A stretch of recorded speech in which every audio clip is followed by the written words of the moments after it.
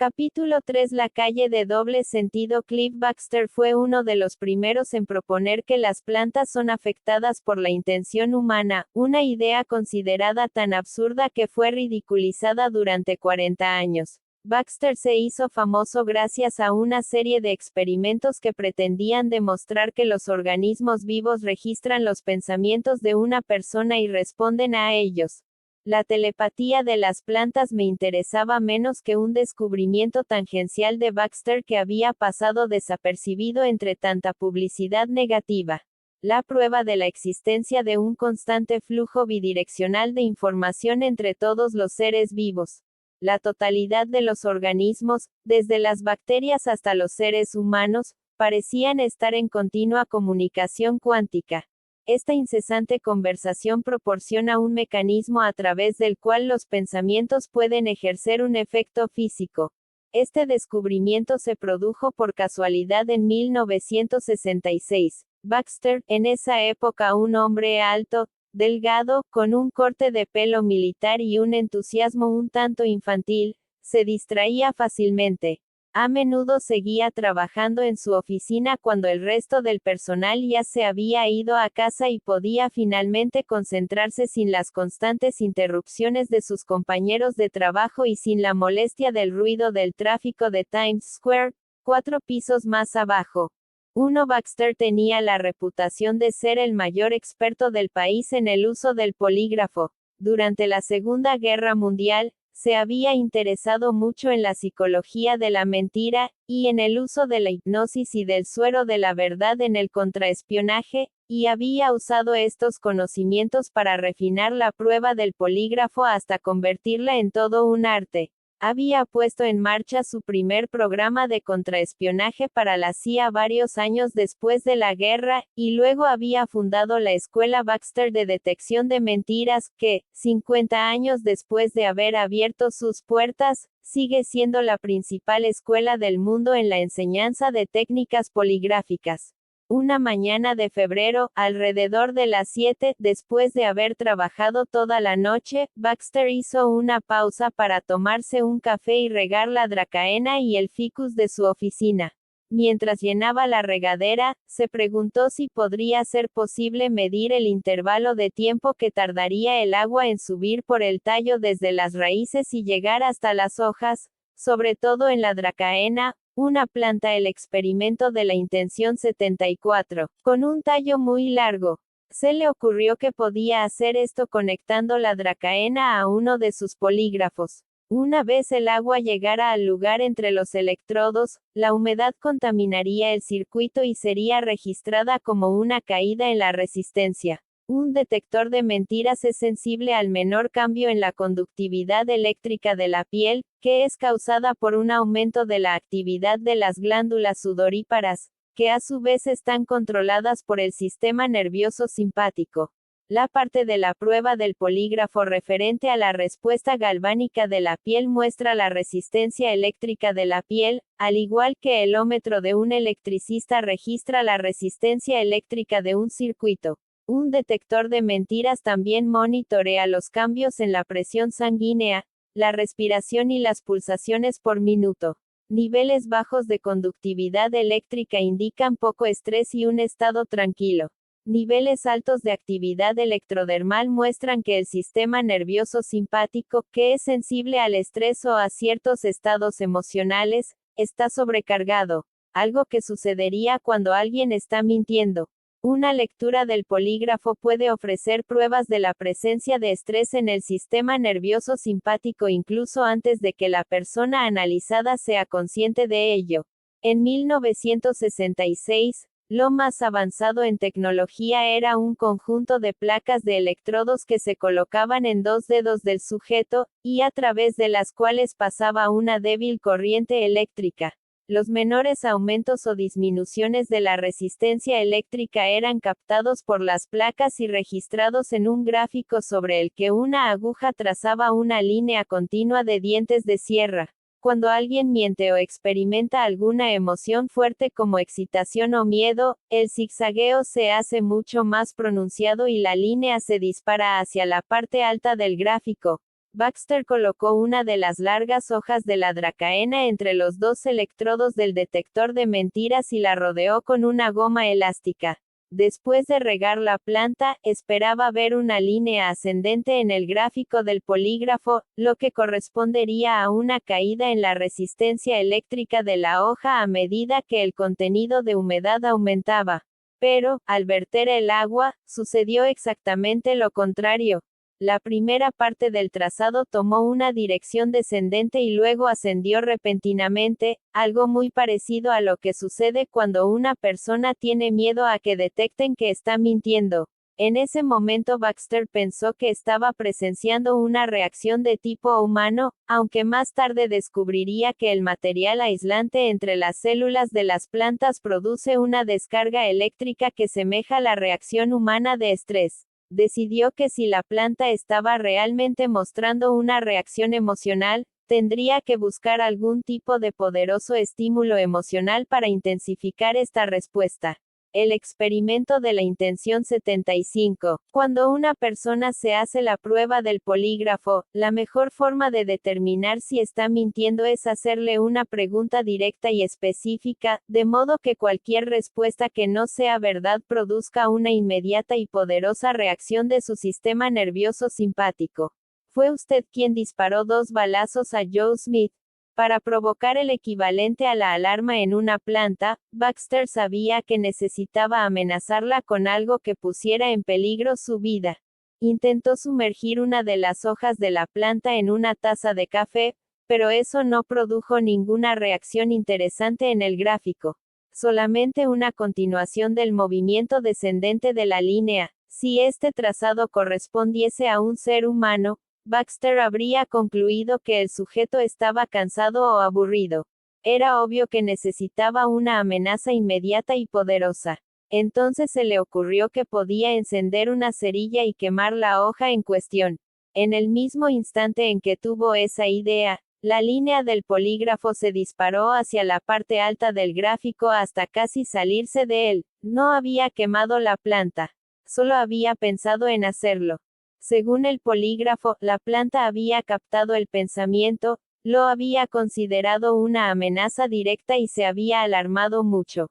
Baxter corrió hasta el escritorio de su secretaria en busca de cerillas. Cuando regresó, el polígrafo continuaba registrando el estado de alarma de la planta. Encendió una cerilla y la colocó debajo de una de las hojas. La línea continuó su trayecto zigzagueante. Baxter volvió a dejar la caja de cerillas en el escritorio de su secretaria. El trazado se hizo más regular y comenzó a aplanarse. No supo cómo interpretar lo sucedido. Hacía mucho tiempo que le atraía la hipnosis y las ideas sobre el poder del pensamiento y la naturaleza de la conciencia. Incluso había realizado algunos experimentos de hipnosis durante su trabajo con la unidad de contraespionaje del ejército y la CIA, como parte de una campaña diseñada para detectar el uso de técnicas de hipnosis en el espionaje ruso. Pero esto era algo mucho más extraordinario. La Dracaeria, por lo visto, había leído sus pensamientos. Ya él ni siquiera le gustaban especialmente las plantas. Esto solo podría haber ocurrido en el caso de que la planta poseyera algún tipo de sofisticada percepción extrasensorial. Debía de estar en algún tipo de sintonía con su entorno, y ser capaz de captar mucho más que la información sensorial proveniente del agua o de la luz. Baxter modificó el polígrafo y amplificó las señales eléctricas para que fueran altamente sensibles al menor cambio eléctrico en las plantas. Él y su socio, Bob Henson, decidieron repetir el experimento inicial. Baxter se pasó los 18 meses siguientes monitorizando las reacciones de las otras plantas de la oficina ante su entorno. Descubrieron una serie de características. Las plantas estaban en sintonía con las idas y venidas de la persona que las cuidaba. El experimento de la intención 76. También tenían un cierto sentido de la territorialidad. No reaccionaban ante los acontecimientos que se producían en las otras oficinas cercanas al laboratorio de Baxter. También parecían estar en sintonía con Pete, el Doberman de Baxter, que pasaba el día en la oficina. Y lo más intrigante de todo es que parecía haber un flujo bidireccional continuo de información entre las plantas y los otros seres vivos del entorno. Un día, Baxter puso a hervir su tetera para hacer café y se dio cuenta de que había puesto demasiada agua. Pero cuando vertió el agua sobrante en el fregadero, vio que el polígrafo había detectado una intensa reacción de las plantas. El fregadero no era un lugar muy higiénico. De hecho, nadie había limpiado el desagüe hacía meses. Decidió tomar algunas muestras del desagüe y examinarlas bajo el microscopio. Descubrió una verdadera jungla de bacterias que vivían en las tuberías del desagüe. Al verse amenazas por el agua hirviendo, es posible que las bacterias hubiesen emitido algún tipo de llamada de socorro antes de morir, una llamada que luego fue captada por las plantas. Baxter, que sabía que sería ridiculizado si presentaba hallazgos como estos ante la comunidad científica, contrató a un impresionante equipo de químicos, biólogos, psiquiatras, psicólogos y físicos para que lo ayudaran a diseñar un experimento sin ningún punto débil. En sus primeros experimentos, Baxter había usado el pensamiento y la emoción humanos como factores desencadenantes de las reacciones de las plantas. Los científicos le recomendaron que no usara la intención como estímulo porque dificultaba el diseño de un experimento riguroso. ¿Cómo puedes establecer un control para el pensamiento humano? Por ejemplo, una intención de hacer daño, la comunidad científica ortodoxa podría entonces desechar fácilmente los resultados del experimento. Tenía que crear un laboratorio en el que no hubiera ningún otro ser vivo además de las plantas, para asegurarse así de que éstas no se distrajeran, por decirlo de alguna manera. La única forma de lograr esto era automatizar totalmente el experimento. Pero también necesitaba un estímulo potente. Trató de imaginar el acto que produjera la reacción más intensa, algo que provocase en las plantas el equivalente al horror más total. Comprendió que la única manera de obtener resultados inequívocos era cometer el equivalente a un genocidio en masa. Pero ¿qué ser vivo podía matar en grandes cantidades sin despertar la ira de los antiviviseccionistas y sin que lo detuviera la policía? Obviamente no podía ser una persona ni ningún animal de gran tamaño. Ni siquiera quería matar a ninguno de los animales con los que se suelen hacer experimentos, como los ratones o los conejillos de Indias.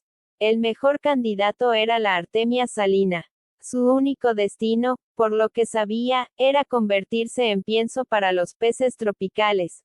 Solo se opondrían los antiviviseccionistas más fanáticos. El experimento de la intención 77. Baxter y Henson construyeron un dispositivo que seleccionara aleatoriamente una entre 6 situaciones posibles. En una de estas 6, una pequeña taza con Artemia salina se vaciaría en una olla de agua hirviendo. El dispositivo fue colocado en una de las 6 oficinas del laboratorio, y luego se situó una planta conectada a un polígrafo en cada una de las 3 oficinas emplazadas en el otro extremo del laboratorio. El cuarto polígrafo, conectado a una resistencia fija para asegurarse de que no hubiese ningún aumento de voltaje, actuaba como control. A finales de los 60, cuando Baxter instaló su laboratorio, aún no se habían inventado los microordenadores. Para esta tarea, creó un novedoso programa mecánico, que operaba con un interruptor temporizado, para desencadenar cada acontecimiento en el proceso automatizado. Después de activar el interruptor, Baxter y Henson saldrían del laboratorio para evitar que su presencia o sus pensamientos afectasen a los resultados. Baxter tenía que eliminar la posibilidad de que las plantas estuviesen más en sintonía con él y su colega que con un asesinato de Artemia salinas en el otro extremo del pasillo. Baxter y Henson hicieron el experimento varias veces. Los resultados eran inequívocos. Los polígrafos de las plantas con electrodos registraban subidas significativas justo en el momento en que las Artemias salinas caían en el agua hirviendo. Años después de hacer este descubrimiento, Y tras haberse convertido en un gran fan de la película La Guerra de las Galaxias, Baxter recordaría este momento como aquel en el que sus plantas captaron una gran perturbación en el campo de la fuerza, y él había descubierto la forma de medirla. 2. Si las plantas podían captar la muerte de un organismo en el otro lado del pasillo, debe de querer decir que todas las formas de vida están exquisitamente en sintonía unas con otras. Los seres vivos deben de captar y transmitir información de un lado a otro en cada momento, especialmente en situaciones de amenaza o de muerte. Baxter publicó los resultados de su experimento en varias respetadas revistas de investigación paranormal y dio una charla ante la Asociación de Parapsicología durante su 10ª reunión anual. Los parapsicólogos valoraron la contribución de Baxter y repitieron su experimento en una serie de laboratorios independientes, especialmente en el del ruso Alexander Dubrov, doctor en botánica y fisiología de las plantas. 4. La contribución de Baxter fue incluso glorificada en un libro de gran venta, titulado The Secret Life of Plants, la vida secreta de las plantas, pero entre la comunidad científica convencional, sus investigaciones fueron menospreciadas y consideradas ridículas, sobre todo por no ser un científico tradicional, y él fue ridiculizado por lo que se llegó a conocer como el efecto Baxter. En 1975, la revista Esquiva incluso le otorgó el experimento de la intención 78, uno de sus 100 premios a los logros dudosos. Científico afirma que el yogur habla consigo mismo. No obstante, durante los 30 años siguientes, Baxter ignoró a sus críticos y continuó tercamente con sus investigaciones, así como con su negocio de polígrafos, llenando cajones de archivador con estudios sobre lo que él denominó percepción primaria. Una variedad de plantas conectadas a sus polígrafos mostró evidencias de una reacción ante los altibajos emocionales de los humanos, especialmente las amenazas y otras formas de intención negativa, al igual que sucedió con los paramecios, cultivos de moho, huevos y, desde luego, el yogur. Baxter incluso demostró que los fluidos corporales, como muestras de sangre y semen tomadas de sí mismo y de sus colegas, registraban reacciones que reflejaban el estado emocional de su dueño. Las células sanguíneas de un joven asistente de laboratorio reaccionaron con intensidad en el momento en que abrió la revista Playboy y vio a Bo Derek desnuda. 8. Estas reacciones no dependían de la distancia. Cualquier sistema vivo conectado a un polígrafo reaccionaba de forma similar a sus pensamientos, tanto si él se encontraba en la misma habitación como a kilómetros de distancia. Al igual que una mascota, estos sistemas vivos habían aprendido a entrar en sintonía con su dueño. Estos organismos no se limitaban a registrar los pensamientos de su dueño, sino que también estaban en comunicación telepática con todos los seres vivos de su entorno.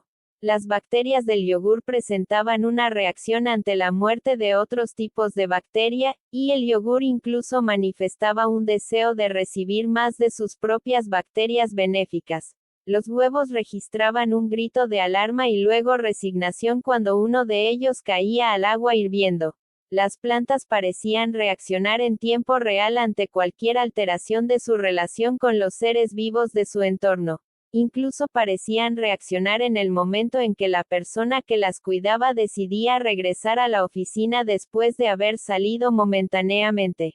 Su mayor dificultad era diseñar experimentos que pudiesen demostrar científicamente un efecto. A pesar de que sus experimentos de laboratorio estuviesen ahora totalmente automatizados, cuando salía de la oficina, las plantas seguían estando en sintonía con él, no importaba lo lejos que fuera. Si Baxter y su socio estuviesen en un bar a una manzana de distancia durante el experimento, comprobaría que las plantas no estaban respondiendo a las artemias salinas, sino a los altibajos emocionales de su conversación. Se hizo tan difícil aislar las reacciones ante determinados acontecimientos que al final Baxter tuvo que diseñar experimentos que fuesen llevados a cabo por desconocidos en otro laboratorio. La duplicación continuó siendo otro gran problema. Cualquier experimento exigía espontaneidad y una intención verdadera. había descubierto esto cuando el famoso experto en visión remota o a distancia, Ingo Swann visitó el experimento de la intención 79, laboratorio en octubre de 1971. Swann quería repetir el experimento inicial de Baxter con su dracaena. Como era de esperar, el polígrafo de la planta registró una subida repentina cuando Swann pensó en quemarla con una cerilla. Lo intentó de nuevo, y la planta volvió a mostrar una intensa reacción. Luego dejó de reaccionar. ¿Qué significa esto?, preguntó Swann. Dímelo tú. Baxter se encogió de hombros. Lo que se le ocurrió a Swann era tan extraño que casi no se atrevió a decirlo en voz alta. ¿Quieres decir?, preguntó, que la planta se ha dado cuenta de que no pretendo realmente quemarle una hoja. Y que sabe que no tiene por qué alarmarse. Tú lo has dicho, no yo, contestó Baxter. Prueba otro tipo de pensamiento amenazador. Swann pensó en colocar ácido en la maceta. La aguja del polígrafo comenzó de nuevo a zigzaguear violentamente. Al final, la planta pareció comprender que Swann no iba en serio. El trazado del polígrafo volvió a aplanarse. Swann, un amante de las plantas que ya estaba convencido de que eran seres sensibles, se quedó no obstante muy sorprendido ante la idea de que las plantas pudiesen aprender a diferenciar entre una intención humana auténtica y una falsa. La curva de aprendizaje de una planta, aunque siguen pendientes ciertos interrogantes sobre los poco ortodoxos métodos de investigación de Baxter, la gran cantidad de pruebas acumuladas parece indicar la presencia de algún tipo de receptividad primaria y de capacidad de sintonización, o quizá de percepción consciente en todos los organismos, por primitivos que sean. En lo que a mí respecta, la verdadera contribución de Baxter fue su descubrimiento de la comunicación telepática que tiene lugar entre cada ser vivo y su entorno. De algún modo, se estaba enviando, recibiendo y contestando un flujo constante de mensajes. Baxter tuvo que esperar años para descubrir el mecanismo de esta comunicación, que quedó de manifiesto cuando el físico Freeman Pope descubrió los biofotones, las diminutas partículas de luz emitidas por los seres vivos. 11 En un comienzo, Pope creyó que un organismo vivo usaba las emisiones de biofotones únicamente como un medio de comunicación instantánea y no local entre las distintas partes del cuerpo. Para enviar información, por ejemplo, sobre el estado global de salud del cuerpo o sobre los efectos de un determinado tratamiento. Pero luego comenzó a intrigarle el efecto más fascinante de todos. La luz parecía ser un sistema de comunicación entre los seres vivos. En sus experimentos con Daphnia, una típica pulga de agua, descubrió que las pulgas de agua hembra estaban absorbiendo la luz emitida por otras pulgas y devolviendo patrones de interferencia, como si el experimento de la intención 80 hubiesen tomado la luz recibida y la hubiesen actualizado con más información.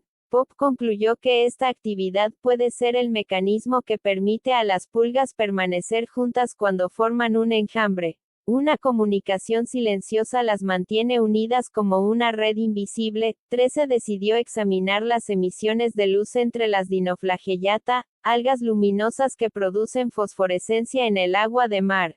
Estos organismos unicelulares se encuentran entre el reino animal y el vegetal en la escala evolutiva. Aunque son clasificados como plantas, se mueven como un animal primitivo. Pope descubrió que la luz de cada dinoflagellata estaba coordinada con la de sus vecinos. 14 Los colegas chinos de Pope que habían intentado colocar dos muestras de algas de manera que pudiesen verse entre sí a través de una persiana también encontraron que las emisiones de luz de cada muestra eran sincrónicas.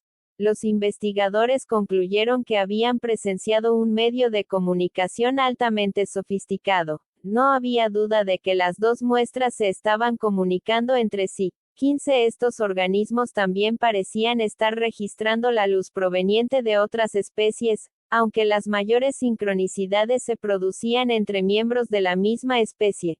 16 Una vez las ondas de luz de un organismo eran absorbidas por otro organismo, la luz del primero comenzaba a intercambiar información sincronizadamente. 7 Los seres vivos también parecían intercambiar información con su entorno. Las bacterias absorbían la luz de su entorno nutritivo. Pope descubrió que cuantas más bacterias estuviesen presentes, mayor sería la absorción de luz. 18 Incluso la clara y la yema de un huevo parecían comunicarse con la cáscara. 19 Esta comunicación continuaba incluso cuando el organismo era seccionado en pedazos. Gary Schwarm cortó un montón de judías verdes, separó los trozos a una distancia de entre 1 y 10 milímetros, y luego usó la cámara CCD que le habían prestado para tomar una serie de fotografías de los pedazos. Con la ayuda de un programa informático que ponía de relieve la luz entre las judías, descubrió tanta luz entre los fragmentos que parecía como si la judía estuviese aún entera. A pesar de que las judías verdes habían sido cortadas, los pedazos individuales continuaban su comunicación con el resto de la hortaliza. 20 Este puede ser el mecanismo que explique el hecho de que las personas a las que se les ha amputado un miembro sigan teniendo sensaciones en esa parte del organismo. La luz del cuerpo sigue comunicándose con la huella energética del miembro amputado. Como Baxter, Pope descubrió que los seres vivos están exquisitamente en sintonía con su entorno a través de estas emisiones de luz. LJNO de los colegas de Pope, el profesor Wolfgang Klimek, director del Ministerio de Investigaciones del gobierno alemán, diseñó un ingenioso experimento para comprobar si las criaturas como las algas eran conscientes de perturbaciones en el experimento de la intención 81. Su entorno. Preparó 2 recipientes con agua de mar, y agitó uno de ellos. Después de 10 minutos, cuando el agua del recipiente agitado se aquietó, colocó muestras de Dinoflagellata en las 2 vasijas. Las algas expuestas al agua agitada aumentaron repentinamente sus emisiones de fotones. Una señal de estrés. Parecían ser conscientes del menor cambio en su entorno. Incluso un cambio histórico. Reaccionaron con alarma. 21 Otro de los colegas de Pope, Edward van Wijk, psicólogo holandés, se preguntó hasta dónde se extendía esta influencia. Registraba un ser vivo información proveniente de todo el entorno, y no simplemente de la otra entidad con la que se está comunicando. Cuando un curandero envía una intención curativa, por ejemplo, ¿hasta dónde se extiende su campo de influencia? Esta intención afectaría solamente a su destinatario, o también a los organismos circundantes. Van Wijk colocó una jarra de Ae tabularia ACIBNHTM, otra especie de algas, cerca del curandero y su paciente, y luego midió las emisiones de fotones durante las sesiones curativas y los periodos de reposo. Después de analizar los datos, descubrió notables alteraciones en el recuento de fotones del alga. Las emisiones cambiaban significativamente durante las sesiones curativas, como si las algas estuviesen siendo bombardeadas con luz. También parecía haber modificaciones en el ritmo de las emisiones, como si las algas hubiesen comenzado a entrar en sintonía con una fuente de luz más poderosa. Durante sus investigaciones iniciales, Pope había descubierto una extraña reacción a la luz por parte de los seres vivos. Si proyectaba una luz brillante sobre un organismo, después de un cierto tiempo el propio organismo comenzaba a brillar con más fuerza y con más fotones, como si estuviese rechazando cualquier exceso. Pope llamó a este fenómeno luminiscencia retardada, y supuso que se trataba de un dispositivo de corrección que ayudaba a que el organismo mantuviese su nivel de luz en un delicado equilibrio. En el experimento de Van Wijk, las emisiones de fotones de las algas presentaron desviaciones de la norma altamente significativas cuando eran representadas en un gráfico. Van Wijk había obtenido una de las primeras pruebas de que la luz curativa puede afectar a todo lo que encuentra en su camino. 2. Melinda Conner, colega de Gary Schwarm, demostró entonces que la intención ejerce un efecto directo sobre la luz. Para su experimento, cortó hojas de geranio, y las agrupó cuidadosamente en parejas con características similares: tamaño, estado de salud, lugar en la planta y acceso a la luz y emisiones de fotones casi idénticas. Pidió a cada uno de los 20 maestros de curación a distancia que enviasen intenciones a una de las hojas de cada pareja, primero para reducir las emisiones y luego para aumentarlas. En 29 de las 38 sesiones el experimento de la intención 82, diseñadas para disminuir las emisiones, la luz fue significativamente reducida en las hojas correspondientes, y en 22 de los 38 intentos para aumentar la luz, los maestros produjeron un brillo manifiestamente mayor. 23 a veces una fuerte sacudida física desencadena una revelación repentina. En el caso del físico Konstantin Korotkov, su revelación fue producto de una caída. Era el invierno de 1976, y Korotkov, que por entonces tenía 24 años, había estado celebrando un cumpleaños con algunos amigos. A Korotkov le gustaba hacer las celebraciones al aire libre sin importar el tiempo que hiciera. Él y sus amigos habían estado bebiendo vodka en el tejado de la casa. Korotkov, que era un hombre de grandes gestos, en un momento de alegría, saltó del tejado hacia lo que pensó era un profundo lecho de nieve, que supuestamente debería amortiguar su caída. Pero escondida debajo de la nieve había una capa de dura piedra. Korotkov se rompió la pierna izquierda y tuvo que pasar varios meses en el hospital. 24 Durante su larga recuperación, Korotkov, profesor convencional de física cuántica en la Universidad Técnica Estatal de San Petersburgo, en Rusia, se puso a reflexionar sobre una conferencia acerca de los efectos y la curación Kirlian a la que había asistido a comienzos de año. Lo que escuchó lo había intrigado tanto que se preguntó si podría mejorar lo que Kirlian alegaba estar haciendo. Captar la energía vital de alguien en una fotografía. Semyon Davidovich Kirlian era un ingeniero que había descubierto en 1939 que al fotografiar a seres vivos que habían sido expuestos a un campo electromagnético se captaba lo que muchos han llamado el aura humana. Cuando cualquier objeto conductor como el tejido vivo se coloca en una placa hecha de material aislante, como el vidrio, y se expone a una corriente eléctrica de alto voltaje y alta frecuencia, se produce una pequeña corriente que crea un efecto corona, un halo de luz de color alrededor del objeto que puede ser captado en una fotografía. Kirlian afirmaba que el estado del aura reflejaba el estado de salud de la persona. Los cambios en el aura eran señales de enfermedad o de trastornos mentales. La comunidad científica soviética ignoró a Kirlian hasta la década de los 60, cuando la prensa rusa descubrió la bioelectrografía, el nombre que se dio a esta técnica, y lo aclamó como gran inventor. La fotografía Kirlian se convirtió de repente en algo respetable, sobre todo en las investigaciones espaciales, y muchos científicos occidentales la defendieron. La publicación del primer trabajo de Kirlian en 1964 aumentó el interés de la comunidad científica.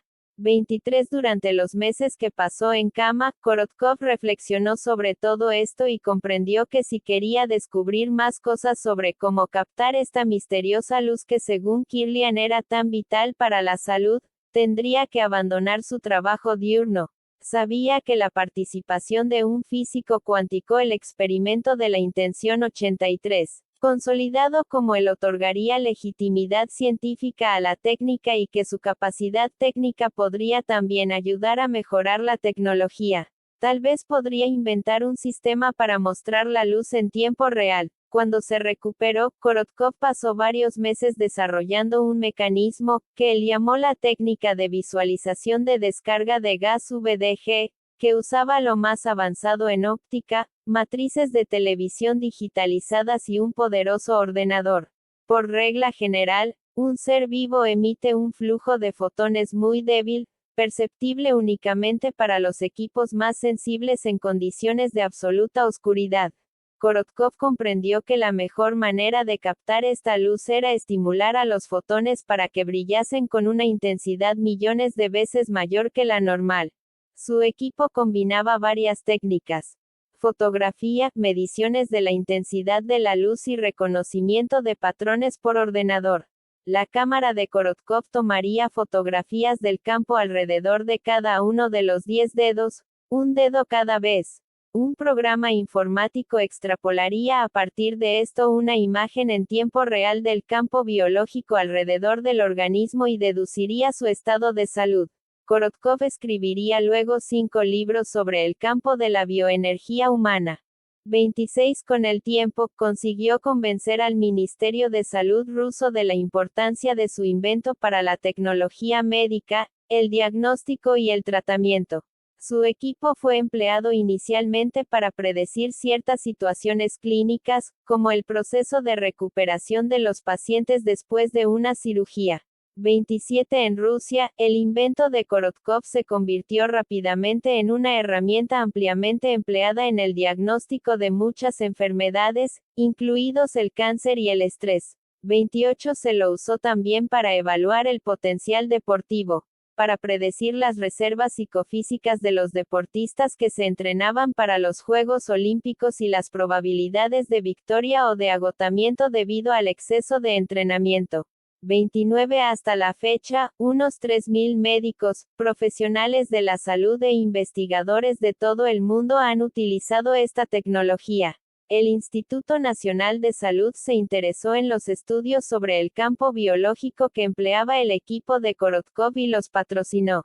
10. Mientras exploraba estas aplicaciones prácticas, Korotkov continuó realizando experimentos a título personal sobre lo que realmente le interesaba: la conexión entre los campos biológicos y la conciencia. 31. Usó la técnica de visualización de descarga de gas con curanderos y con un maestro de Qigong mientras estos estaban enviando energía, y descubrió cambios significativos en el efecto corona. Pidió a varias personas que enviasen una variedad de pensamientos a sus parejas, mientras estaban a poca distancia de ellas. Cada poderosa emoción, sea amor, odio o ira, producía un efecto extraordinario en la emisión de luz del destinatario. El experimento de la intención 84, unos 40 años después de que Baxter empleara por primera vez su primitivo mecanismo poligráfico para registrar el efecto de los pensamientos, Korotkov confirmó esos primeros descubrimientos mediante un equipo de tecnología punta. Conectó una planta de una maceta a su máquina de VDG y pidió a sus investigadores que imaginaran distintas emociones: ira, tristeza, alegría, y luego intenciones positivas y negativas dirigidas hacia la planta. Cada vez que un participante la amenazaba mentalmente, el campo de energía de la planta disminuía. Sucedía lo contrario cuando la gente se acercaba a ella con agua o sentimientos de amor. Principalmente por carecer de credenciales científicas, Baxter no recibió el reconocimiento que merecía por sus contribuciones.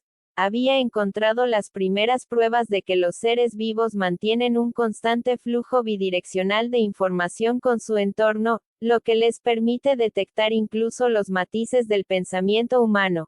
Fue necesario el conocimiento más avanzado de los físicos Frim-Popp y Konstantin Korotkov para descubrir el verdadero mecanismo de esta comunicación. Sus investigaciones sobre la naturaleza de las emisiones de luz cuántica de los organismos vivos nos ayudaron a comprender los resultados de Baxter. Si los pensamientos son otro flujo de fotones, es perfectamente plausible que una planta pueda captar estas señales y ser afectada por ellas. El trabajo de Baxter, Popp y Korotkov sugiere algo profundo sobre el efecto de la intención. Cada pensamiento parece aumentar o disminuir la luz de alguna otra persona. El experimento de la intención 85. Capítulo 4. Corazones que laten como uno solo. Ninguno de los científicos que participaron en el experimento de la MOD recuerda a quién se le ocurrió este nombre. Puede que hubiese comenzado como una broma privada de Elizabeth Tarr, ya que en el experimento participaban parejas que ocupaban 2 habitaciones distintas y estaban separadas por un pasillo, 3 puertas, 8 paredes y varios centímetros de acero inoxidable. Uno se pretendía que el nombre fuese una señal de agradecimiento hacia el patrocinador del experimento, el Instituto de Investigaciones sobre el Amor Infinito de la Universidad Case Western Reserve. Desgraciadamente, se convirtió en un homenaje póstumo a Elizabeth Tarr, a quien diagnosticaron un tumor cerebral mortal justo antes de que se concediera el dinero de la subvención. El experimento del amor sería un digno homenaje a la memoria de Targ, ya que se trataba de la primera demostración científica de cómo la intención afecta físicamente a su destinatario, y el nombre ha mostrado ser especialmente apto para describir este proceso. Cuando envías una intención, todos los sistemas fisiológicos importantes de tu organismo se reflejan en el cuerpo del destinatario.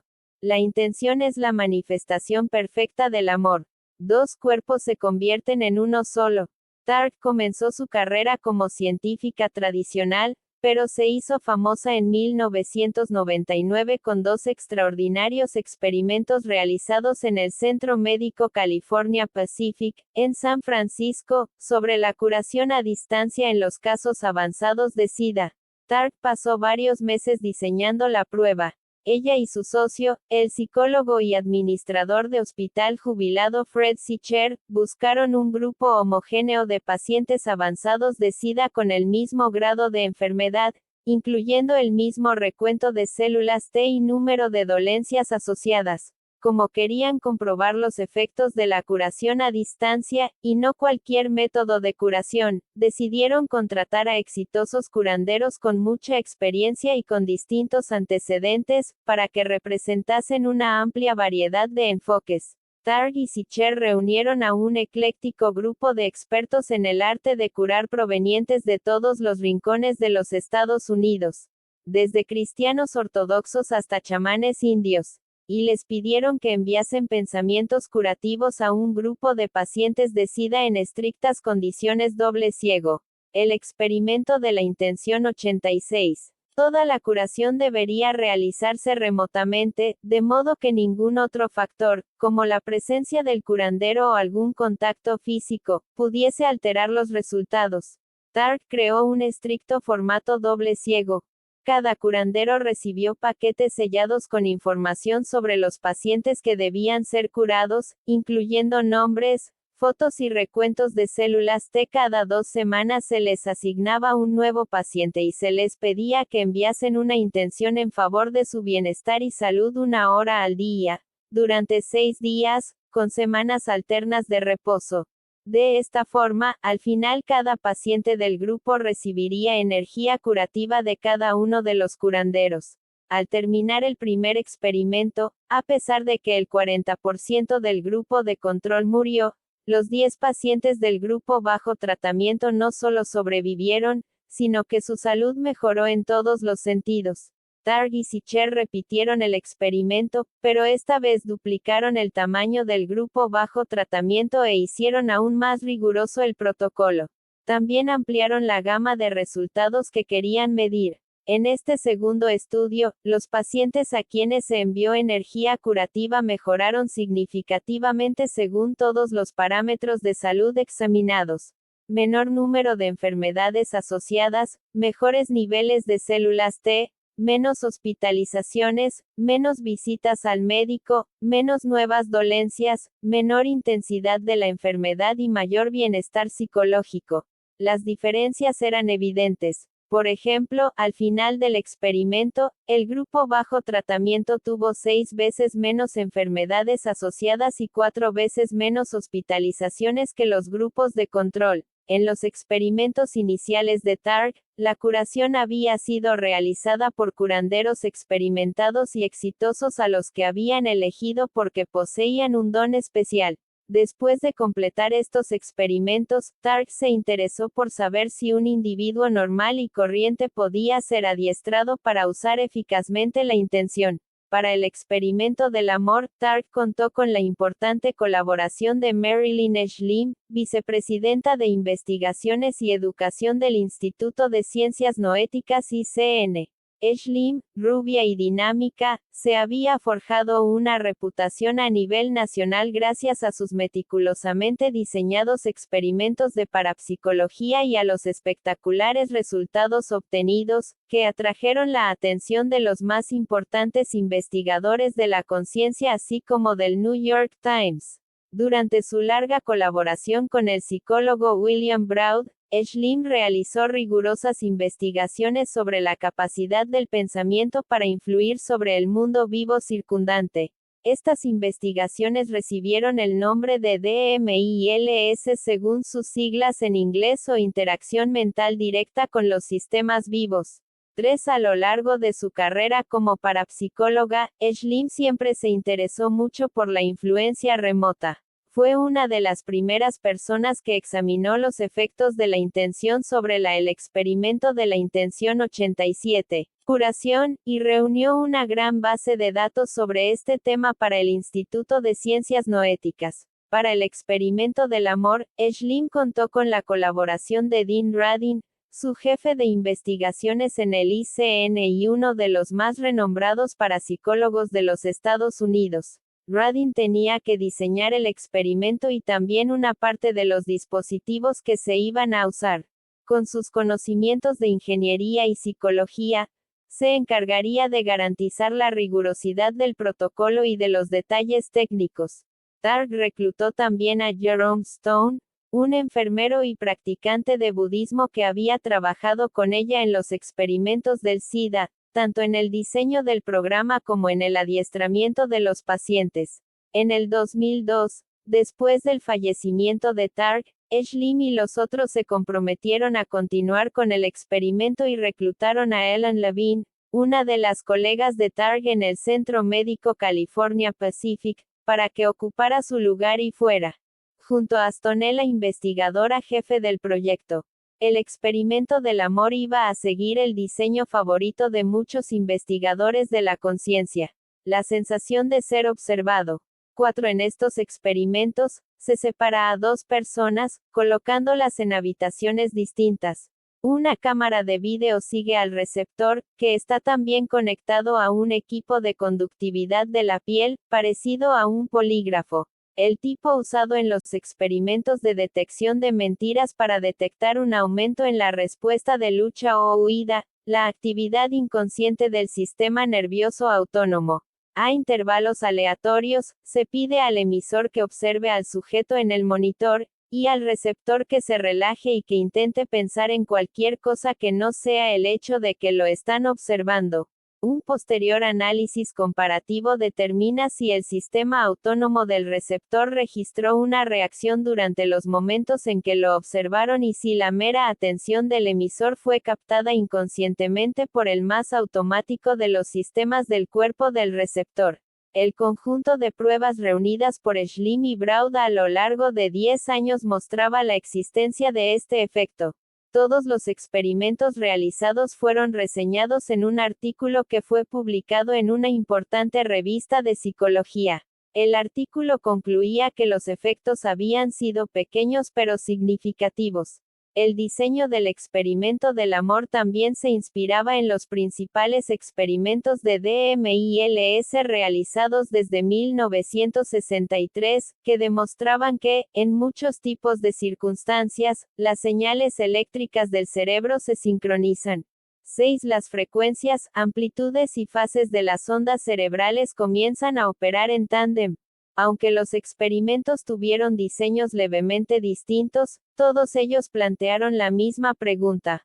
¿Puede la estimulación de una persona ser sentida por el sistema nervioso central de otra? O, como el experimento de la intención 88, describía Radin, después de que el emisor recibe un pellizco, siente también el receptor. 7. Dos personas conectadas a una variedad de equipos de monitoreo fisiológico, como los electroencefalogramas, fueron separadas y colocadas en habitaciones distintas. Una de ellas iba a ser estimulada con algo, una imagen, una luz o una leve descarga eléctrica. Los investigadores luego analizarían los dos electroencefalogramas para determinar si las ondas cerebrales del receptor se parecían a las del emisor cuando se estimulaba a este. Las primeras investigaciones de MILS habían sido diseñadas por el psicólogo e investigador de la conciencia Charles Tart, que realizó una serie de brutales experimentos para determinar si la gente podía sentir empáticamente el dolor de otra persona. Tart se administraba descargas eléctricas a sí mismo, mientras un voluntario, aislado en otra habitación y conectado a una gran variedad de dispositivos médicos, era monitorizado para ver si su sistema nervioso simpático captaba de algún modo las reacciones de TART. Cada vez que se administraba una descarga, el receptor registraba una respuesta empática inconsciente consistente en una reducción del flujo sanguíneo y un aumento de la frecuencia cardíaca, como si también estuviese recibiendo las descargas. Otro fascinante experimento anterior se había realizado con gemelos. Apenas uno de ellos cerraba los ojos y su ritmo eléctrico cerebral bajaba hasta el nivel alfa, el cerebro del otro gemelo también hacía lo mismo, a pesar de que sus ojos estuviesen bien abiertos. Harald Wallach, científico alemán de la Universidad de Friburgo, para maximizar la respuesta del receptor, probó una técnica que garantizaba la intensificación de los efectos del emisor.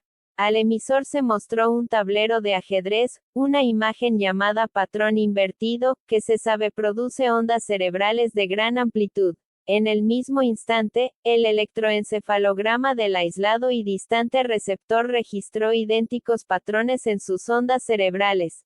10. El neurofisiólogo de la Universidad Nacional Autónoma de México, Jacobo Grinberg Silverbaum, había usado este mismo protocolo una década antes de Wallach, pero con un giro distinto. Destellos de luz en lugar de imágenes. En este experimento, los patrones cerebrales del emisor, generados por la luz, se reprodujeron en el cerebro del receptor, que estaba sentado en una habitación aislada eléctricamente a 14.5 metros de distancia. Grinberg Silverbaum también descubrió que había una importante condición que determinaba el éxito. La sincronía solo se producía entre parejas de participantes que ya se conocían y que habían establecido una conexión pasando 20 minutos juntos en silencio meditativo. 11. En trabajos anteriores, Grinberg Silverbaum había descubierto que la sincronía cerebral se producía no solo entre dos personas, sino también entre los dos hemisferios de ambos participantes, con una importante diferencia. El experimento de la intención 89. Participante con los patrones de onda cuántica más cohesivos solía marcar el ritmo e influenciar al otro. El patrón cerebral más ordenado solía prevalecer. 12. En el experimento DMILS más reciente, realizado en el 2005, un grupo de investigadores de la Universidad Bastyr y la Universidad de Washington reunió a 30 parejas con un fuerte vínculo emocional y psicológico, y también mucha experiencia en la práctica de la meditación. Los miembros de cada pareja fueron colocados en habitaciones separadas y a una distancia de unos 10 metros la una de la otra. Cada participante tenía un amplificador EEG conectado al lóbulo occipital visual del cerebro.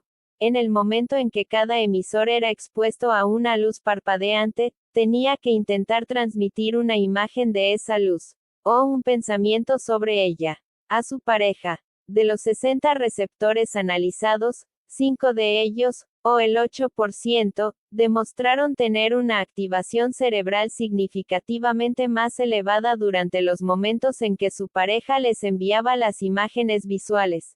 13. Los investigadores de Washington seleccionaron entonces a 5 parejas de entre las que obtuvieron los mejores resultados, las conectaron a una unidad de resonancia magnética, que mide los minúsculos cambios cerebrales que se producen durante la realización de funciones críticas, y les pidieron que repitieran el experimento.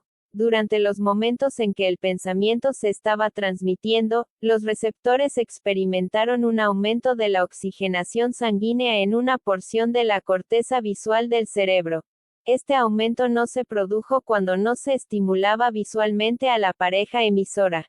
14. Los investigadores de Bastyr repitieron este experimento, esta vez con voluntarios con mucha experiencia en la práctica de la meditación, y lograron una de las mayores correlaciones entre emisores y receptores obtenidas hasta la fecha. El estudio de Bastyr representó un gran avance en la investigación sobre la influencia mental directa. Demostró que la respuesta de las ondas cerebrales del emisor ante un estímulo es reproducida por el receptor, y que el estímulo en el receptor se produce exactamente en el mismo lugar del cerebro que en el emisor. El cerebro del receptor reacciona como si estuviese viendo la misma imagen al mismo tiempo. Un extraordinario experimento final examinó el efecto de un poderoso vínculo emocional sobre la influencia remota. Los investigadores de la Universidad de Edimburgo estudiaron y compararon los EEG de parejas unidas por algún vínculo emocional, otras constituidas por dos extraños, y varios individuos que no tenían pareja pero que pensaban que iban a ser emparejados y que sus respectivas ondas cerebrales serían comparadas.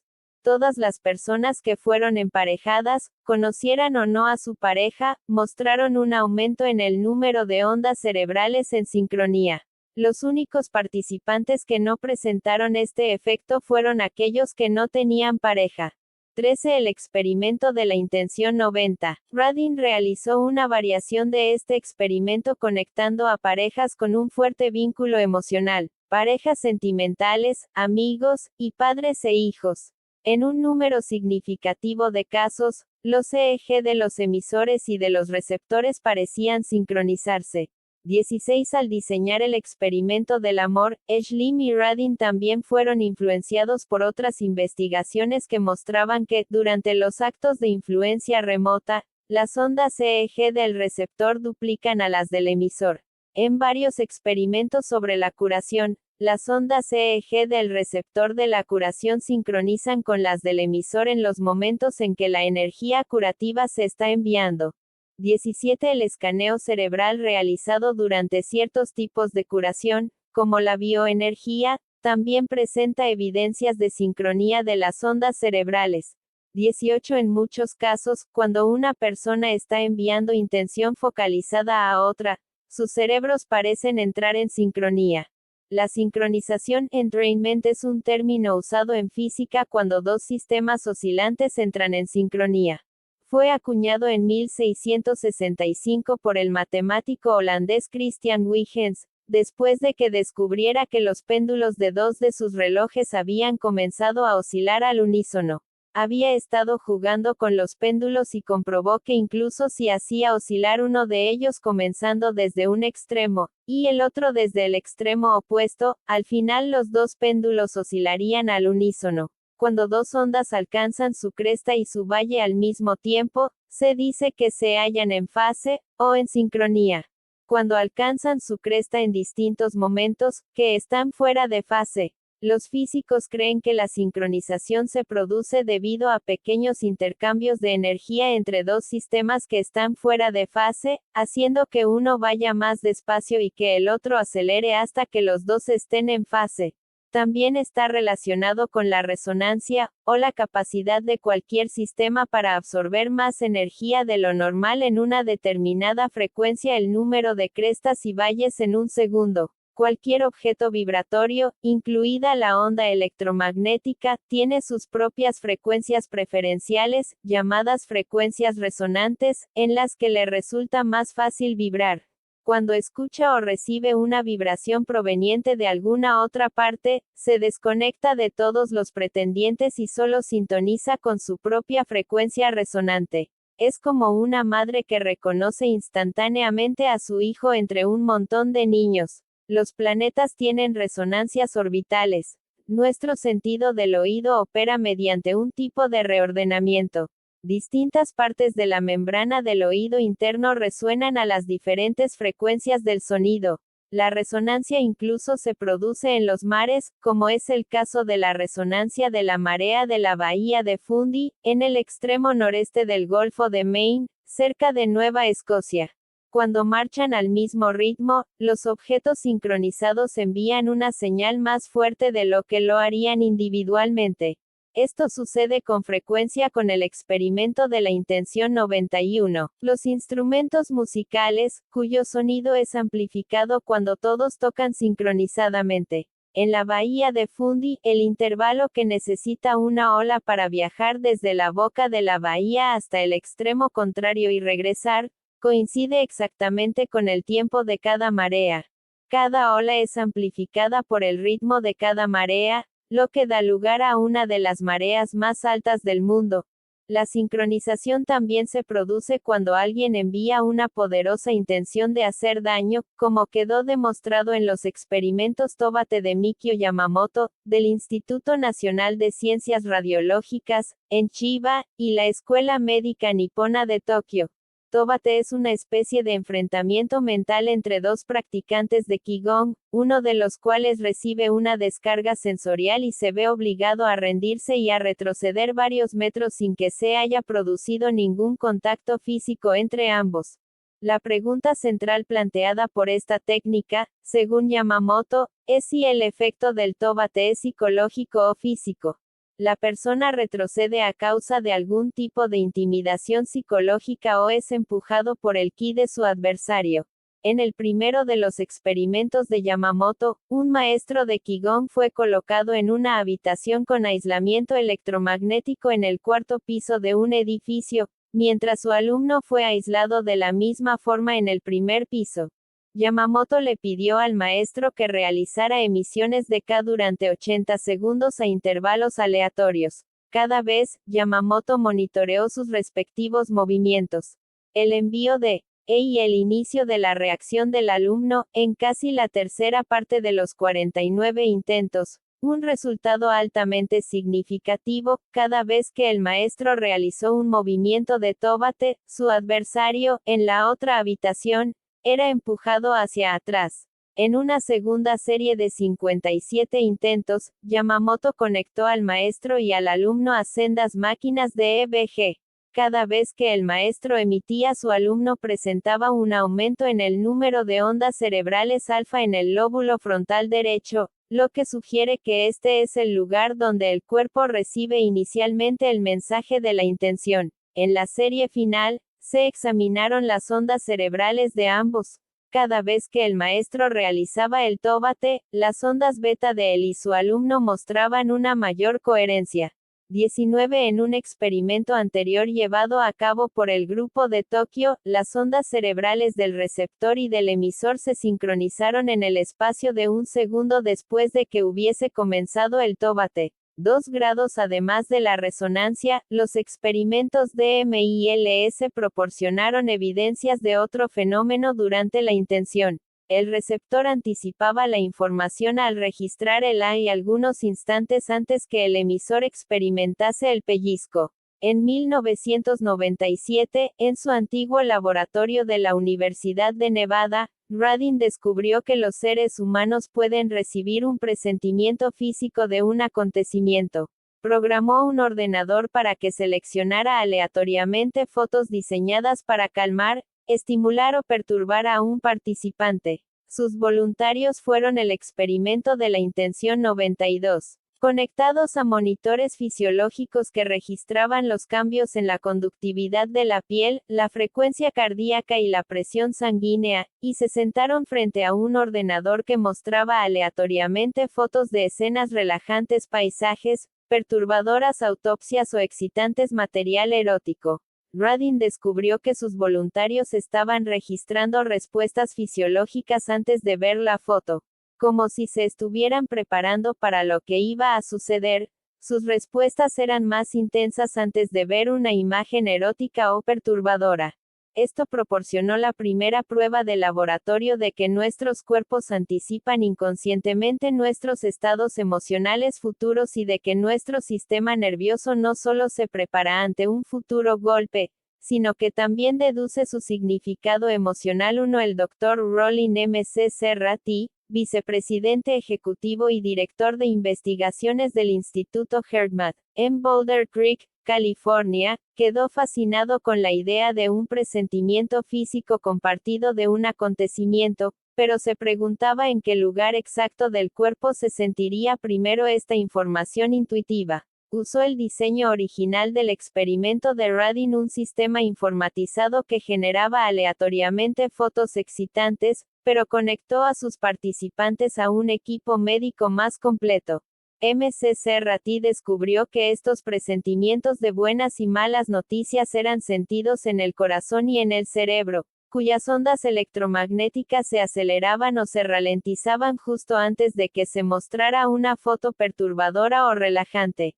Además, los 4 lóbulos de la corteza cerebral parecían participar en esta conciencia intuitiva. Y lo más sorprendente de todo es que el corazón parecía recibir esta información instantes antes de que lo hiciera el cerebro. Esto sugería que el cuerpo tiene un aparato perceptivo que le permite intuir el futuro, y que es el corazón el que tiene las antenas más largas. Después de haber recibido la información, el corazón se la comunica al cerebro. El experimento de McCarthy mostró ciertas fascinantes diferencias entre los sexos. El corazón y el cerebro se sincronizaban antes y con más frecuencia en las mujeres que en los hombres. McCarthy concluyó que esto era una prueba científica que confirmaba la extendida idea de que las mujeres son naturalmente más intuitivas que los hombres y que están más en sintonía con su corazón. La conclusión de McCarthy, de que el corazón es el mayor cerebro del cuerpo, ha ganado credibilidad después de los resultados de las investigaciones del Dr. John Andrew Armour, de la Universidad de Montreal, y el Hospital del Sagrado Corazón, en Montreal. Armour descubrió unos neurotransmisores en el corazón que tienen influencia sobre aspectos del pensamiento superior en el cerebro. 23 McCarthy descubrió que el tacto e incluso el hecho de centrarse mentalmente en el corazón producen una sincronización de las ondas cerebrales de las personas. Cuando dos individuos se tocaban mientras el experimento de la intención 93 centraban sus pensamientos de amor en el corazón, el ritmo cardíaco más coherente comenzaba a sincronizarse con el corazón de la otra persona. 24 Armados con estos nuevos datos sobre el corazón, Dean Radin y Marilyn Schlimm decidieron investigar si la influencia mental a distancia se extendía a otras partes del cuerpo. Un lugar obvio por el que empezar era el aparato digestivo. La gente suele referirse a la intuición como una reacción visceral, y ciertos investigadores se han referido al aparato digestivo como un segundo cerebro.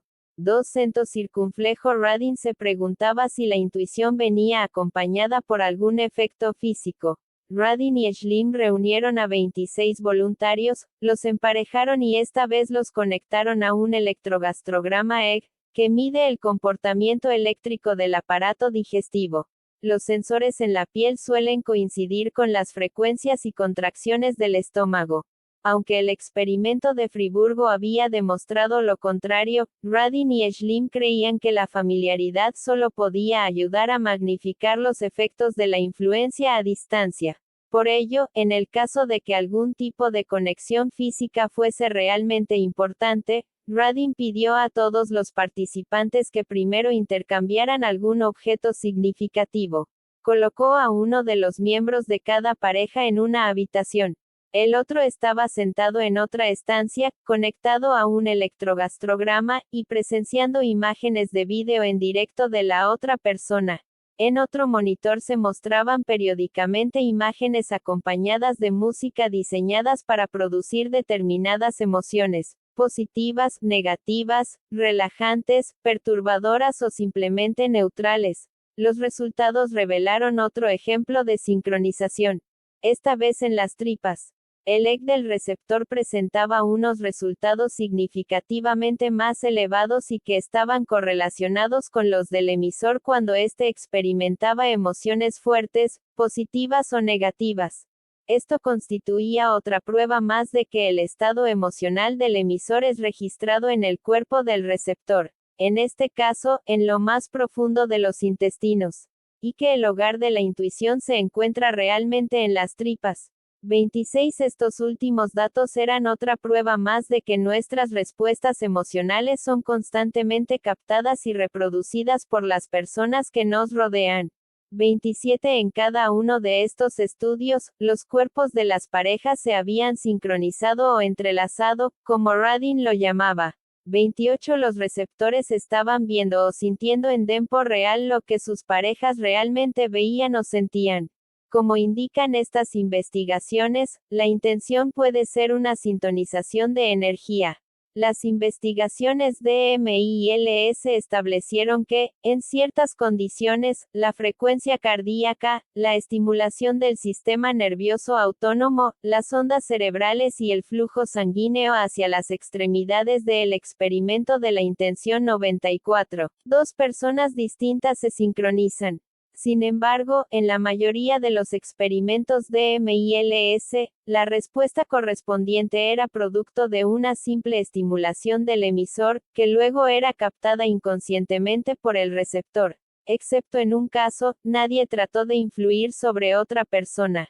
Schlimm y Radin ahora querían descubrir si lograrían unas correlaciones similares si el emisor enviase una intención de curar. Para el experimento del amor, Schlimm y sus colegas decidieron reclutar a personas comunes y corrientes, y adiestrarlas en las técnicas de curación. Se preguntaban si ciertas condiciones serían más favorables que otras para lograr la sincronización. Muchos estudios sobre la curación indicaban que la motivación, la conexión interpersonal y un conjunto de creencias compartidas eran indispensables para lograr el éxito. Greenberg-Silverbaum creía que un potencial transferido, como denominó a esta forma de sincronización, se producía únicamente entre las personas que habían seguido alguna disciplina meditativa, y solo después de que se hubiese establecido algún tipo de conexión psíquica entre el emisor y el receptor. Sin embargo, en el experimento de Friburgo, muchas de las parejas nunca se habían visto antes y no tuvieron la oportunidad de establecer un vínculo. Los investigadores alemanes habían concluido que la conexión y la preparación mental pueden desempeñar un papel, pero que no eran factores cruciales. En opinión de Schlimm, la motivación era un componente clave del éxito. Cuando más urgente fuese la situación, como en el caso de un paciente con cáncer, más motivada estaría su pareja en intentar curarlo. Schlimm y sus colegas investigadores decidieron buscar parejas en que la mujer padeciese cáncer de mama, y comenzaron una campaña publicitaria para conseguir voluntarios en el área de la Bahía de San Francisco. Pronto quedó claro que era necesario ampliar los requisitos iniciales. La población con cáncer de mama en el área de la Bahía de San Francisco, que es mayor a la media de los Estados Unidos, ha sido extremadamente bien estudiada. Dada la débil respuesta suscitada por la campaña publicitaria, parecía que los pacientes no tenían ganas de participar en más investigaciones. Los científicos decidieron ampliar los requisitos y aceptar a cualquier pareja en la que uno de sus miembros sufriese algún tipo de cáncer. Finalmente, 31 parejas se presentaron como voluntarias, incluidas algunas sanas que servirían como grupo de control. Jerome Stone escribió un manual de adiestramiento para las parejas, después de analizar a varios curanderos y sintetizar sus prácticas habituales. Cento circunflejo. El primer componente de este programa consistía en enseñar al emisor cómo concentrarse, al igual que sucede en la meditación, para crear un alto grado de atención sostenida. La evidencia científica demuestra que la meditación produce ondas cerebrales más coherentes. Al menos 25 estudios muestran que durante la meditación se produce una sincronización EEG entre las cuatro. El experimento de la intención 95. Regiones del cerebro. 30 otros estudios sobre la meditación han demostrado que esta genera emisiones más coherentes de biofotones, 31, y que en general ayuda en la curación. Stone también creía que sus emisores necesitaban aprender cómo generar compasión o empatía hacia sus parejas mediante una técnica basada sobre todo en la idea budista Tonglen de dar y recibir. Esta técnica enseñaría a los participantes a desarrollar una verdadera comprensión del sufrimiento de su pareja, a asumir el sufrimiento del otro sin sentirse agobiado por él y a transformar este sufrimiento mediante el proceso de enviar curación. El desarrollo de una verdadera empatía también ayudaría a disolver las fronteras entre el emisor y el receptor. Los pensamientos positivos y afectuosos también tenían efectos fisiológicos positivos. Las investigaciones de Rollin McCarthy, del Instituto HeartMath, mostraron que una variación continua o coherente, como él la denominó en la frecuencia cardíaca, era más probable con pensamientos positivos. afectuosos o altruistas, y que esta coherencia era captada rápidamente por el cerebro, que pronto comenzaba a entrar en sincronía 32 y mostraba un mejor desempeño cognitivo. 33 Después de instruir a las parejas en técnicas sencillas de meditación, Stone también les enseñó a ser compasivas cuando llevasen a cabo la intención. El aspecto final del adiestramiento de Stone consistía en infundirles confianza y fe a los emisores y a los receptores. Stone había descubierto pruebas, tanto en la literatura sobre curación como en la literatura parapsicológica, de que la fe en el proceso ayuda al éxito de procesos psíquicos como la percepción extrasensorial, que, como la intención, implican la transferencia de información a distancia. 34 Aunque la previsión original era que el programa de adiestramiento durase 8 semanas, la falta de fondos obligó a Stone a comprimir todo su seminario, que debía completarse con prácticas en casa, en un solo día. Radin dividió a las parejas en 3 grupos. El primero, el grupo adiestrado, tenía que recibir el adiestramiento de Stone, practicar diariamente la intención compasiva durante 3 meses y luego participar en el experimento. El segundo, llamado el grupo de espera, tenía que participar primero en el experimento y a continuación recibir el adiestramiento. Las 18 parejas que formaban el tercer grupo, el grupo de control, no recibirían ningún adiestramiento, y solo participarían en el experimento. En los 3 grupos, se pedía a un miembro, el que tuviese cáncer o uno de los componentes de las parejas del grupo de control, que se sentara en un sillón reclinable situado en una habitación aislada electromagnéticamente y con muros de sólido acero. La pequeña cámara Lindgren ETS estaba separada del mundo exterior por 2 capas de acero y uno de madera maciza, que bloqueaban todos los sonidos y toda la energía electromagnética. Las señales. El experimento de la intención 96. Eléctricas provenientes de la cámara circulaban por un cable de fibra o con acento agudo PDCA para asegurar el aislamiento electromagnético de la habitación. El sujeto era conectado a una variedad de dispositivos médicos que medían las ondas cerebrales, la frecuencia cardíaca, la respiración, la conductividad de la piel y el flujo sanguíneo periférico. En una esquina había una discreta cámara de vídeo. La habitación tenía cortinas de tonos tierra, iluminación suave y un ficus artificial. Había música ambiental. Los muebles, la música y un gran póster de una cascada en las montañas ayudaban a disimular el hecho de que, cuando se cerraba la puerta de acero de 200 kilos de peso, el sujeto quedaba encerrado en algo muy parecido al frigorífico de una planta empaquetadora de carne, pero sin tanto frío. A unos 20 metros de distancia, el otro miembro de la pareja estaba sentado en la oscuridad, conectado a los mismos dispositivos que su pareja y con la mirada fija en una pequeña pantalla de televisión Sylvania que estaba en blanco. Toallas dobladas bloqueaban los últimos vestigios de luz. Cada vez que la imagen de la persona en la cámara sellada aparecía repentinamente en la pantalla de televisión, el otro miembro tenía que enviarle una intención compasiva durante 10 segundos.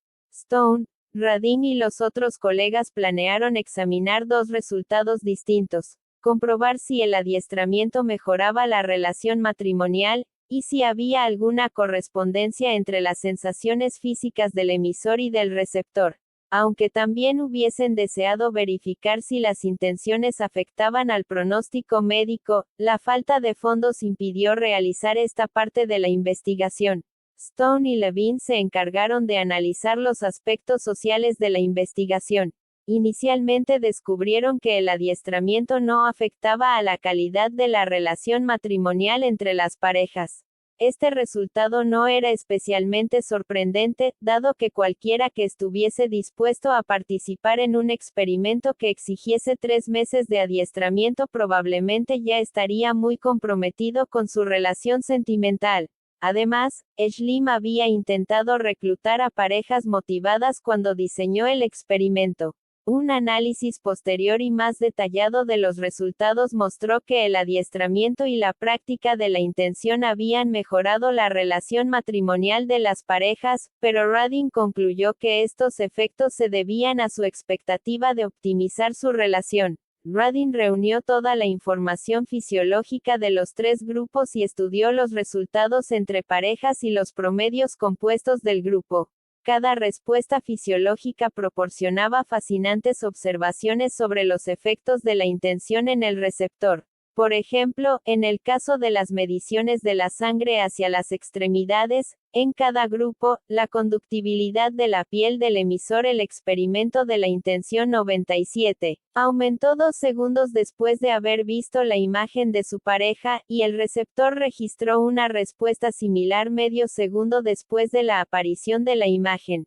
Sin embargo, a diferencia de los anteriores experimentos de MILS, donde la respuesta de la conductibilidad de la piel del receptor semejaba un reflejo de sobresalto y disminuía rápidamente, en este caso la respuesta persistía 7 segundos después del estímulo.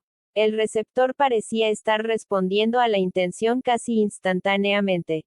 De hecho, la respuesta del receptor se produjo al menos un segundo más rápido de lo que habría sido posible en el caso de que el emisor hubiese formulado conscientemente su intención. Radin no estaba seguro de si esto quería decir que el receptor había tenido una premonición de la intención. Podría simplemente haber reflejado la turgente naturaleza de la respuesta de la conductibilidad de la piel. El receptor estaba probablemente respondiendo en sus extremidades a informaciones enviadas por el sistema nervioso central del emisor, que habría reaccionado a la estimulación inicial de la imagen en la pantalla mucho más rápido que los impulsos eléctricos enviados a las puntas de sus dedos. Sin embargo, según Radin, las dos respuestas de la conductibilidad de la piel estaban correlacionadas, incluso si se hallaban levemente desfasadas. Ocurría algo parecido con la frecuencia cardíaca. La del emisor aumentaba 5 segundos después del estímulo para comenzar a enviar la intención, lo cual era consistente con la respuesta física que se produce en el cuerpo cuando se realiza algún tipo de esfuerzo mental, pero el receptor experimentaba un aumento idéntico, algo que no sucedería por regla general con una persona que estuviese simplemente descansando en un sillón reclinable. El flujo sanguíneo seguía una pauta similar. Siempre que experimentamos algo que nos estimula, la red vascular de nuestras extremidades se contrae ligeramente para maximizar el flujo sanguíneo hacia el centro del cuerpo.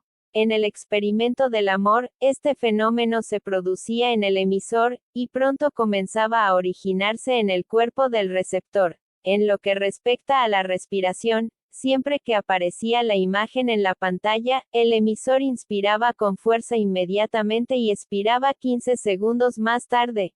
Esta respuesta respiratoria se parece a la de alguien que está preparándose para la tarea que debe realizar. En este caso, la respuesta del receptor fue DISDNTA. Durante los primeros 5 segundos, la respiración del receptor vaciló, como si hubiese dejado de respirar, y luego se reanudó con una larga expiración en los 5 segundos finales de la intención. Era como si el receptor hubiese estado escuchando con atención, conteniendo la respiración y haciendo un esfuerzo por oír algo, antes de dar un suspiro de alivio cuando el estímulo ya ha pasado. Pero los resultados más interesantes fueron los de las ondas cerebrales. Siempre que la imagen del receptor aparecía en la pantalla, los emisores el experimento de la intención 98 registraban un pequeño aumento en sus ondas cerebrales, como un respingo, y a continuación un fuerte y repentino aumento durante un tercio de segundo para luego caer y tardar un segundo en regresar al nivel inicial. En el emisor, este pequeño aumento inicial representaba algo llamado onda P300, un fenómeno que registra el tiempo que tarda el cerebro en procesar el encendido de una luz. La caída indicaba el tiempo que necesita la atención para convertir el estímulo en una respuesta. En este caso, los receptores no tenían una onda P300. Sin embargo, sus ondas cerebrales reproducían la caída vertical de las ondas cerebrales que luego experimentaba el emisor, a pesar de que, a diferencia del emisor, el receptor no había tenido ningún estímulo. El cerebro de este último estaba reaccionando al igual que lo hace durante el sueño. Los receptores habían registrado una reacción emocional, aunque no hubiese ningún estímulo tangible. Los resultados de Radin eran todavía más extraordinarios porque a los receptores no se les había dicho cuánto iba a durar el estímulo, y ni los emisores ni los receptores sabían con antelación cuánto tiempo iba a tener que esperar el emisor antes de que la imagen de su pareja apareciera en la pantalla. Un programa informático seleccionaba aleatoriamente la duración de las imágenes, que variaba entre 5 y 40 segundos. Esto quería decir que cualquier expectativa por parte de uno de los dos miembros de la pareja no podría explicar los resultados. Radin luego comparó las respuestas de los grupos. Los tres grupos habían mostrado un efecto. En todos los casos, la respuesta fisiológica de los receptores había secundado la respuesta de los emisores. Sin embargo, la pauta más prolongada se produjo entre los pacientes de cáncer cuyas parejas habían sido adiestradas en la intención compasiva. Los receptores del grupo de adiestramiento no solo respondieron al estímulo sino que también continuaron respondiendo durante 8 de los 10 segundos de la intención. En términos cuánticos, las parejas se habían convertido en una sola persona. El experimento del amor sugiere algunas profundas ideas sobre la naturaleza de la intención. El hecho de enviar un pensamiento dirigido parece generar una energía palpable. Cada vez que uno de los emisores de Radin enviaba una intención curativa, se activaban muchos aspectos sutiles del cuerpo del receptor, como si hubiese recibido una minúscula descarga eléctrica. Parecía tratarse de una especie de conciencia activadora, como si el cuerpo del receptor hubiese sentido u oído la señal curativa. Incluso había habido un elemento de anticipación en el receptor. Algunas de las reacciones fisiológicas registradas sugerían que el receptor había sentido la intención curativa de su pareja antes de que ésta la hubiese enviado. El cuerpo del receptor parece entrar en sintonía con la energía más coherente de la intención del emisor. Podría ser que, durante la curación, la energía el experimento de la intención 99, ordenada de la persona sana reordena y reorganiza la energía de la enferma. Para lograr el mayor efecto posible, el curandero o emisor tiene que alcanzar un cierto orden a nivel subatómico, mental y emocional. El experimento del amor demuestra que ciertas condiciones y estados mentales hacen que nuestra intención sea especialmente poderosa y que nuestro ser tenga un mayor orden, y estos estados pueden lograrse mediante el adiestramiento. El éxito de los programas básicos de adiestramiento que Radin, Schlim y Stone han diseñado sugiere que la atención, la confianza, la motivación y la compasión son importantes para que la intención funcione, pero que existen probablemente otras condiciones que intensifican sus efectos. Yo necesitaba descubrir, por ejemplo, cómo podemos ampliar nuestras fronteras psicológicas. Estaba comenzando a comprender que cuando enviamos intención tenemos que, en cierta forma, convertirnos en la otra persona. 35 El experimento de la intención 100.